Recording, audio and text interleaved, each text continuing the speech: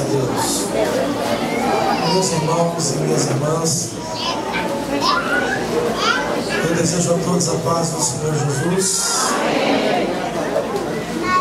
Quantos trouxeram Bíblia Sagrada para a casa de Deus, digam glória a Deus. Glória a Deus assim, de quem trouxe, mas não está muito entusiasmado porque trouxe. Vou perguntar de novo. Nós trouxeram Bíblia Sagrada para a casa de Deus? Levanta a Bíblia.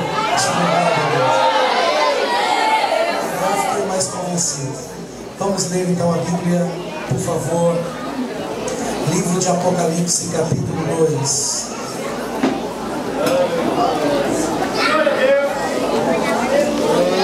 O último livro das Escrituras.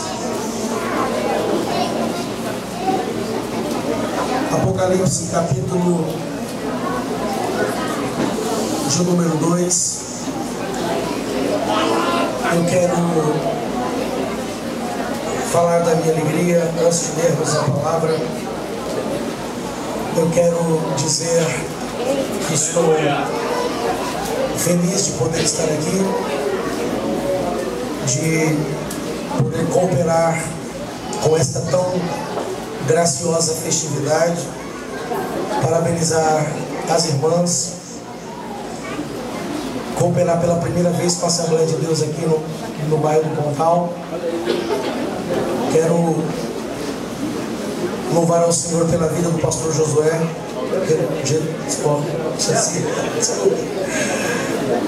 pelo seu carinho, pelo seu respeito e toda a consideração que ele mesmo tem por mim, pelo meu ministério, pela minha família, e também a todos os companheiros que o cercam. Que o Senhor os abençoe abundantemente. Meus irmãos e irmãs, todos se encontraram? Amém. Então, vamos ler a palavra de Deus, mas gostaria de pedir silêncio para acompanharmos a leitura. Apocalipse capítulo 2, nós vamos ler a partir do verso de número 8. Apocalipse 2, a partir do verso de número 8, que diz: ao anjo da igreja em Esmirna, escreve: estas coisas diz aquele que é o primeiro e o último, aquele que morreu e tornou a viver. Conheço as tuas aflições, também a sua pobreza, mas tu és rico. Também conheço a blasfêmia dos que se dizem judeus, mas não são, sendo antes sinagoga de Satanás. Não tenha medo, ou não temas as coisas que estáis prestes a sofrer. O diabo lançará alguns dentre vós na prisão, para que sejam provados. E tereis uma tribulação de 10 dias. Vamos repetir? Digam comigo: e tereis tribulação de 10 dias. Bem alto, digam: mas ser fiel até a morte, e te darei a coroa da vida. Digam amém por isso. De pé, ainda como estamos, vamos orar. Baixe sua cabeça mais uma vez. Vamos clamar ao Senhor. Pai, rogo-te neste momento que por bondade usa-me para abençoar os teus filhos, através da instrumentalização da tua palavra. Usa, Senhor, este sermão, cada palavra que vou proferir, que não seja o homem, que não sejam meras palavras humanas, que não seja uma simples persuasão humana. Não é a retórica do homem que convence, mas é a unção do teu Espírito que faz a diferença. Por isso eu te rogo, Senhor, que a tua palavra vá e cumpra o propósito pela qual é enviada. Em nome de Jesus te oramos e todos confirmem dizendo amém. Tomem assento, por favor. Glória a Deus.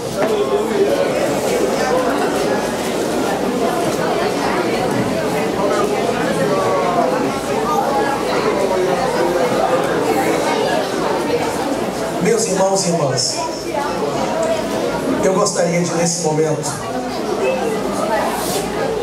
me dirigir a vocês, à guisa de introdução, falando sobre o acontecimento deste dia, porque o que vou pregar aqui esta noite também diz respeito, tem uma sintonia com o que aconteceu hoje no Brasil. Vocês vão entender daqui a pouco. Hoje, e eu quero que todos prestem atenção, por favor. Escute-me atentamente. Hoje, nós, e por que eu digo nós? Porque os evangélicos, escute-me atentamente. Antes de você murmurar, eu acredito que não, mas já estou avisando.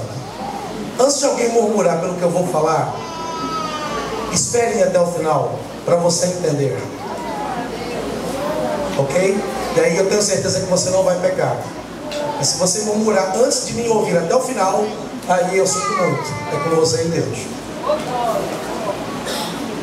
Nós evangélicos, a igreja evangélica no Brasil, hoje, decidiu, fez história na nossa nação. Porque nós somos quase 60 milhões neste país. E hoje, houve uma grande vitória por parte de alguém cuja igreja evangélica apoiou maciçamente. E eu não quero falar exclusivamente da figura, da pessoa, porque a vitória que aconteceu hoje foi uma vitória que diz respeito à nossa liberdade, que diz respeito à preservação dos bons costumes, da moral, da família, de coisas que nós pregamos, ensinamos, defendemos através da palavra de Deus. Hoje é dado um fim, é neutralizado todo um avanço de degradação moral nas famílias, de erotização das nossas crianças através da ideologia de gênero ensinada nas salas de aulas. Para a glória do Todo-Poderoso, milhões de inocentes serão salvos de serem abortados no ventre de suas mães com a anuência do Estado. Quantos me entendem? Os abortos vão continuar, mas os clandestinos, os criminosos, o Estado não vai assinar e autorizar o genocídio e a carnificina de inocentes. Quantos me entendem? Hoje foi travado a marcha de uma ideologia maligna que eu conheço. Só quem estuda como eu, e acredito que outros aqui, só quem conhece, quem se esmera, quem pesquisa, sabe o que é a ideologia de esquerda, o que é a ideologia marxista, comunista, socialista. Isso não é teoria de conspiração, isso aqui é fato, isso aqui é a realidade. E isso aconteceu hoje, escute-me, graças à igreja de nosso Senhor e Salvador Jesus Cristo nessa nação. Quantos dizem amém por isso? Porque no plano de governo da esquerda, que pretendia voltar para o poder, ou se perpetuar no poder, ou continuar no poder, existia projetos do inferno para, escute isso, perseguir a igreja de Cristo. Mas hoje nós mostramos que nós somos cidadãos do céu e somos cidadãos dessa terra, e que nós temos o poder, a força, a inteligência dada por Deus, escute, para mover o mundo espiritual e para mover o mundo aqui nesta terra. Quem está me entendendo, diga amém. E por que eu comecei falando sobre isso? Você vai entender no decorrer da minha mensagem, do meu sermão. Por isso agora toda a atenção é pouca. No ano 54 depois de Cristo, se eu ouvir crianças conversando, eu vou até entender, porque faz parte delas. Mas se eu ouvir adultos, e se eu prestar atenção aqui a adultos que estão conversando sem necessidade, isso eu não compreendo, isso eu não entendo. Por isso eu vou pedir a você, pelo amor de Deus, me ajude a pregar. E não é só me ajudar a pregar dando glória a Deus e aleluia. Não é só isso. Você me ajuda a pregar se você não conversar com ninguém, se você não ficar se levantando, indo para o banheiro, indo beber água. E aliás, só vá beber água com uma condição: se você sentir que o seu rim está prestes a paralisar. Mas se você sentir que o seu rim está parando, vai paralisar, e aí você vai morrer, tipo, meu Deus, se eu não for beber água, eu vou morrer, porque meu rim está parando. Então eu tenho que beber água. Vá beber água. Não morra não, pelo amor de Cristo. Mas se você não sentir que vai morrer pelo fato de não ir beber água, é sinal de que de fato você não vai morrer. Dá para você esperar até o final do culto. Posso ouvir um amém por isso? Amém. Se os crentes bebessem água em casa, como bebem na igreja, não haveriam crentes com problemas de cálculo renal, de pedra nos rins. No ano 54 depois de Cristo, ascendeu ao trono de Roma um jovem imperador conhecido como Nero. Nero foi um César romano que desencadeou um período de trevas, não só na face da terra, mas sobre a igreja. Por quê? Porque Nero era ambicioso, e Nero era um psicopata, um doente, e ele sofria do que na psicologia é chamado de megalomanismo. Ele tinha mania de Deus, era megalomaníaco. Tanto é que foi ele o primeiro imperador romano a se auto-intitular um Deus na terra em forma de homem. E foi a partir dele que começou um culto ao imperador de Roma. Se começou uma religião chamada religião estatal, religião do Império Romano, cujo Deus era o imperador. E os que não adoravam o imperador, os que não cultuavam o imperador, os que se prostravam diante de outros deuses e não diante do imperador, pagavam um preço muito alto. E quando chegou o ano 64, Nero teve uma ideia maligna, uma ideia que foi gestada no útero do inferno e projetada na alma dele e transferida para a mente dele, para a alma nefasta dele. Nero resolveu tacar fogo em Roma, porque ele queria destruir a cidade, ele queria queimar, pulverizar Roma, no intuito de reconstruir uma outra Roma, segundo os moldes, segundo o que ele desejava para a cidade de Roma. E para que ele pudesse reconstruir ou fazer uma nova Roma, ele precisava queimar. Só que o Senado romano não aprovava isso, jamais aprovaria. E o que é que Nero faz? ele taca fogo na cidade de forma criminosa. Só que ele, obviamente que suborna algumas autoridades, alguns senadores que nunca o delataram. De sorte que o crime dele de ter tacado fogo na cidade de Roma e destruído Roma em 64 depois de Cristo, ele se safou. E segundo a história, Roma queimou por 6 dias e 6 noites. Ele fugiu da cidade, levando consigo sua família e alguns dos seus asseclas. Ele subiu numa torre chamada Torre de Macenas e ele contemplou durante 6 dias a cidade de Roma queimar. E enquanto a cidade queimava, pessoas morriam, perdiam todos os seus bens, perdiam tudo. Ele tocava uma lira, que era um tipo de pequena harpa, compondo canções em meio às chamas que devoravam a cidade. Só que quando chegou no 7º dia, que o fogo apagou, o incêndio foi controlado, dos 14 bairros que existiam dentro de Roma, 4 bairros ficaram intactos, quase que ilesos.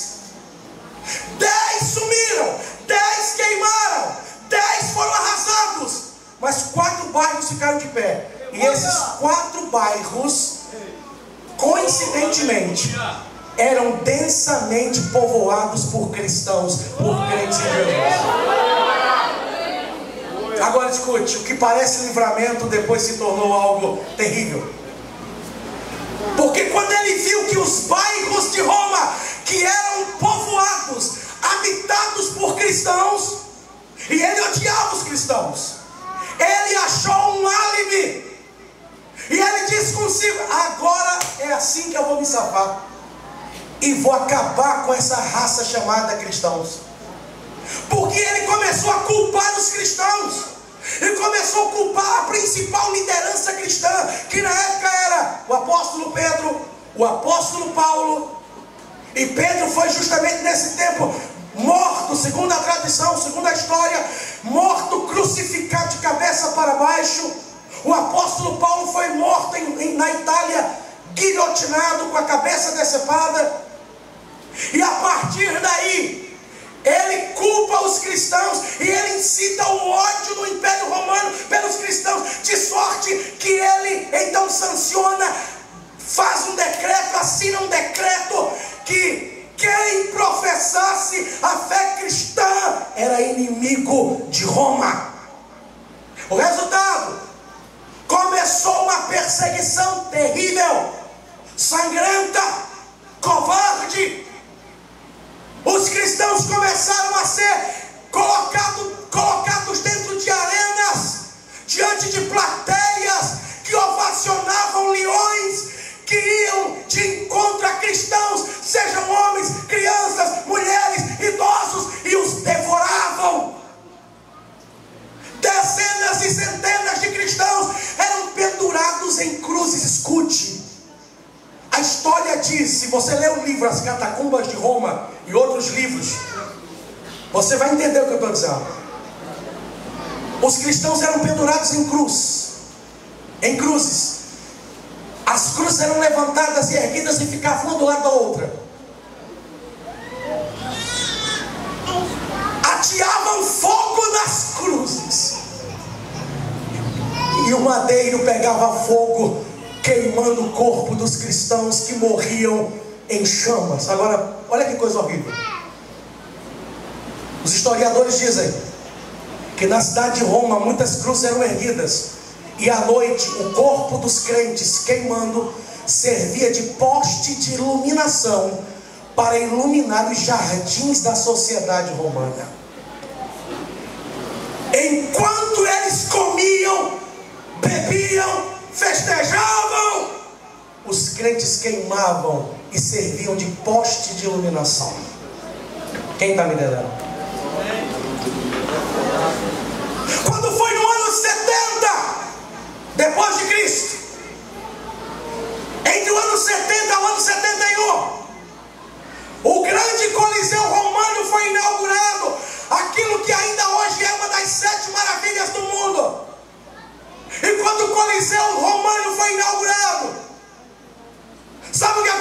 nesse dia. Segundo a história, mais de 10.000 cristãos foram mortos, trucidados, guilhotinados, queimados vivos, transpassados por flechas, devorados por feras. E milhares de espectadores na arquibancada assoviavam, aplaudiam e vibravam e gritavam e demonstravam alegria quando viam os cristãos sendo mortos, devorados por leões, queimando em cruzes, sendo transpassados por lanças, por flechas, sendo guilhotinados, sendo esfolados vivos. Eles aplaudiam, assoviavam, eles se alegravam, mas a história diz que enquanto os cristãos eram mortos na arena romana, enquanto eles morriam dentro do Coliseu romano, a história diz que podia se ouvir sons, mas não eram sons de gritos, não eram sons de gente gritando, pedindo piedade, misericórdia, dizendo: me tira daqui. Não. Glória a Deus. Quem já assistiu um filme que foi produzido no ano de 1958? Um filme por nome de Covades, quer dizer ano do Senhor, Covades. Se você não assistiu, assista. Procure no YouTube, vai estar lá. Uma produção extraordinária, um filme fantástico, que toda vez que eu assisto eu choro demais. Esse filme reproduz o que aconteceu nessa época. E o que ele mostra? O que todos os historiadores cristãos e não cristãos dizem: que enquanto os crentes morriam dentro da arena, eles morriam entoando a Deus cânticos de louvor e de adoração. Aleluia. Que coisa linda. E quem estava na arquibancada do Coliseu, quem viu os cristãos morrerem e ouviu o louvor da parte deles, crianças que morriam, mas antes de morrer cantavam, pai junto com seus filhos abraçados, pai, mãe, filhos de mãos dadas, sendo devorados por feras, mas eles cantavam e adoravam. De sorte que o louvor dos cristãos que estavam sendo mortos envolvia todo aquele ambiente. E diz os historiadores que muitos na arquibancada, ao ver o martírio dos cristãos e ao mesmo tempo enxergando a fé que eles tinham, a devoção que eles tinham, e que eles não tinham medo de morrer, e ouvindo o cântico deles na arquibancada, muitos dobravam os joelhos e entregavam suas vidas a Jesus. Aleluia. Aleluia. Agora tem uma coisa, um negócio que me deixa muito contente de falar. Lembra de Nero? Lembra do megalomaníaco, do déspota, do doido? Lembra dele? Você sabe como é que ele morreu? Ele morreu de uma forma terrível, maluco, doido. Ele morreu sem falar coisa com coisa, e a própria esposa o matou. Mas ele, enquanto via os cristãos sendo devorados, ele tocava a lira e ele fazia canções à custa da morte dos cristãos. Meu Deus.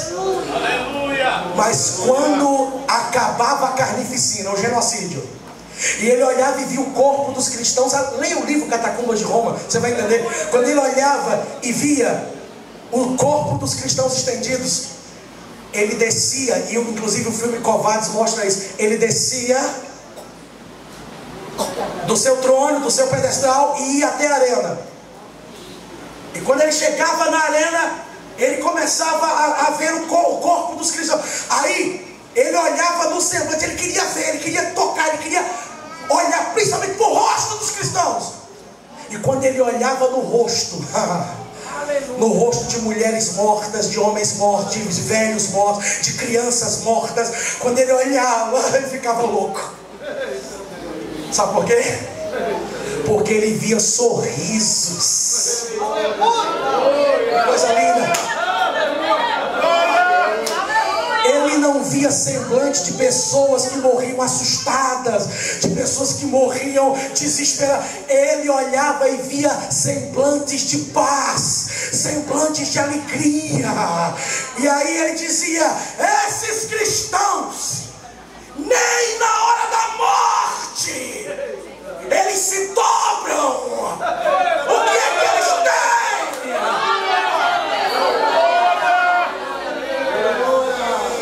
Por isso que Paulo escreveu, e os cristãos que morriam, milhares e milhares de cristãos que morreram, e ainda hoje, nos dias atuais, só para você ter uma ideia, segundo estimativas, segundo pesquisas de organizações missionárias que lidam com o mundo, com o cristianismo no mundo, só para você ter uma ideia, a cada uma hora, um cristão é preso ou torturado ou morto em algum lugar do planeta Terra, principalmente em países muçulmanos, principalmente em países comunistas. E aqui está o negócio, principalmente como Coreia do Norte, como Cuba, Venezuela e por aí vai. Mas escute o que eu vou dizer: porque que crentes em Jesus deram suas vidas e ainda hoje dão as suas vidas por amor a Cristo, sem retroceder, sem voltar atrás, porque está escrito que nem a morte, nem a vida, nem a altura, nem profundidade, nem os anjos e potestades, nem a alegria, a tristeza, nem a fome, a espada ou o perigo poderão nos separar do amor de Deus que está em Cristo Jesus, nosso Senhor.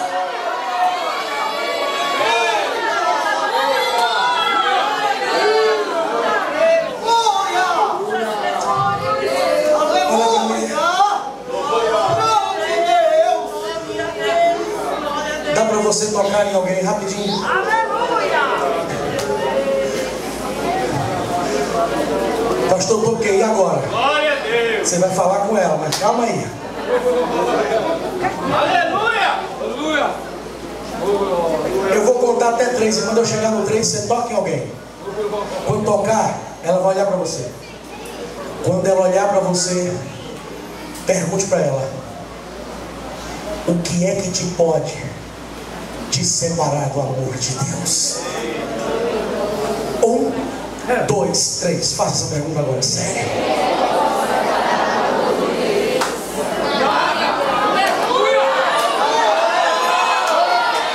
O pastor gritou aqui atrás: nada. Quem é que se junta a essa fala do pastor? Quem é que pode levantar as mãos, abrir a boca e declarar: nada?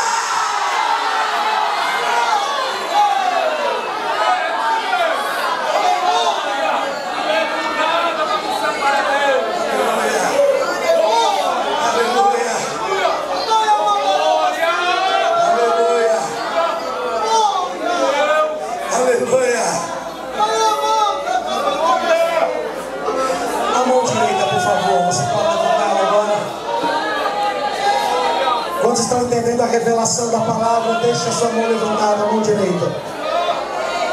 Eu vou contar até 3 de novo. E no 3, toca pelo menos umas 2 pessoas, no mínimo, e diga para ela: nada te separa do amor de Deus. 1, 2, 3, vai.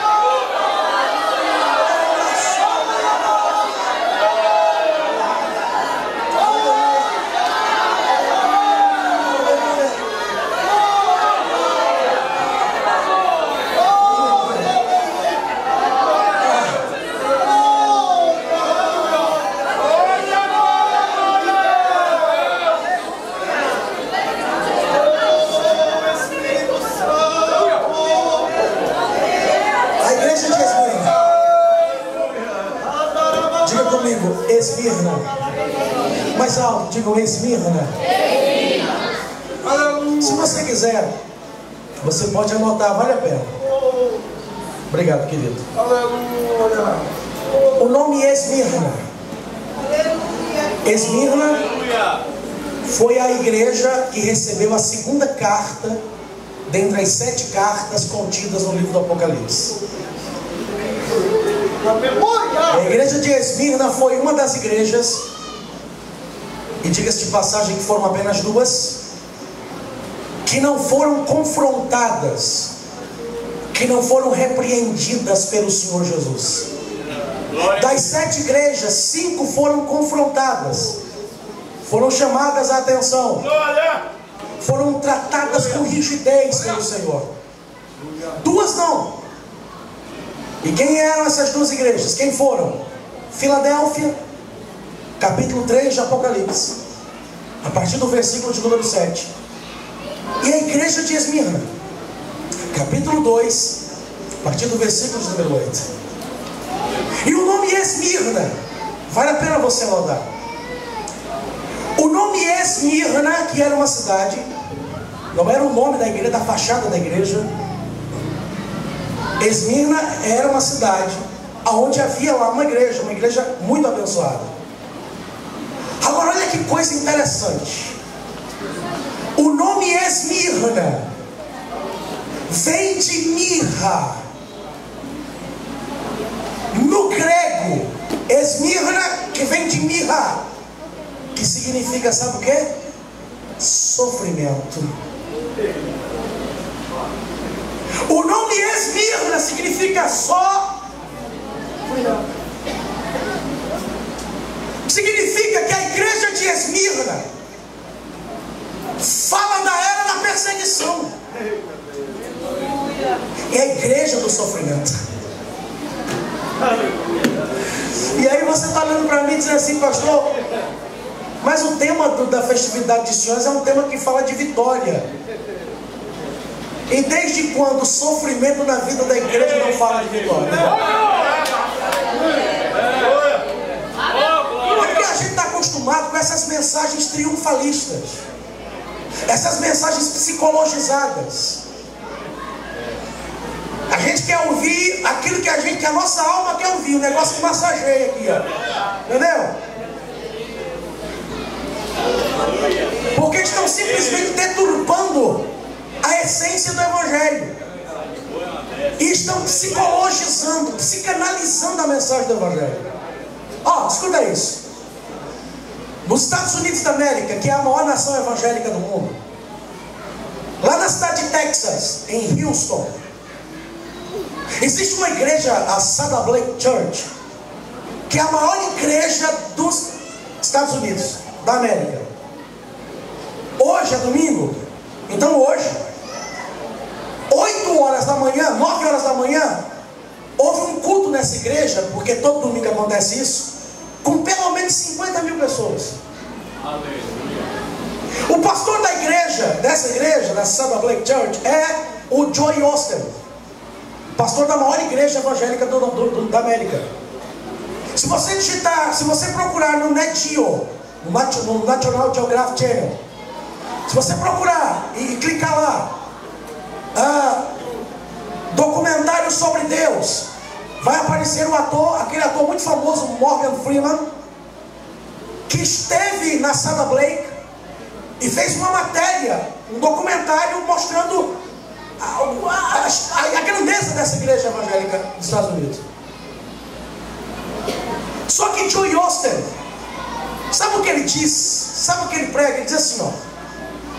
Ele diz, na minha igreja não se fala de pecado. Não se prega aqui sobre pecado. Não se prega sobre dor, sobre tribulação, sobre inferno. Porque ele diz que esse tipo de pregação deixa as pessoas pesadas, tristes, constrangidas. Ele diz assim, as pessoas vêm para o culto cheias de fardo, cheias de problema, e elas precisam de uma palavra que alivie, que deixe elas assim leve, que elas se sintam bem. Em outras palavras, é a psicologização do evangelho. É o evangelho motivacional. É o evangelho que virou palestra empresarial. Quem está me entendendo? É? E meus irmãos, eu sou palestrante. Palestrante inclusive de grupos de empresariais. Palestrante. Recentemente eu dei uma palestra para quase 100 diamantes do grupo Rinodê. E quando eu fui dar a palestra lá, porque eu tenho formação na área de inteligência emocional, na área de coach, e quando eu fui dar a palestra, a pessoa que me convidou, que organizou, que era líder daqueles diamantes, disse assim: pastor, não fale nada de vendas, de motivação para eles venderem. Não! Eles sabem disso melhor do que qualquer um. A Rinodê já patrocina isso para eles. Fale de Deus. Aleluia. Porque esses diamantes têm ganhado muito dinheiro, mas estão com o casamento destruído, com a vida destruída, estão todos arrebentados. Quem está me entendendo? Aleluia. Eu disse, aí eu falei, é sobre Deus? É, pastor. Quer dizer que é espiritual? É espiritual. Eita glória. 80% do auditório era de não evangélicos. Eu disse comigo, meu Deus, o que é que eu faço? Ela falou, talvez alguns se levantem e vá embora, porque talvez não vão gostar. Tem até ateu aí no meio.